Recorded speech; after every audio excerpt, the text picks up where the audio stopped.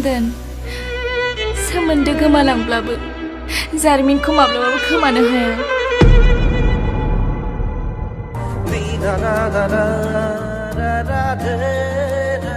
बिदि फावजों मानो मिनियो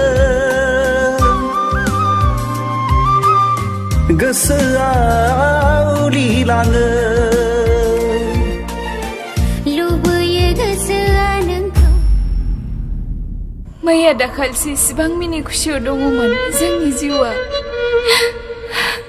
सोमदोन आरो आंखौ फिन खनसे लोगो मोनफिन होदो आदा खेबसेबाव थांना थाबावनायनि राहाखौ होदो आं गाज्रिना गासैनिबो थाखाय आंनो गाज्रि बे बिफा गैयै गथ'खौ जोनोम होनानै बोरै फेदेरगोन माबोरै फोलावगोन आं अननो गोनांखौ अनबाय बजबनो गोनांखौ बजबबाय फोथायनो गोनांखौ फोथायबाय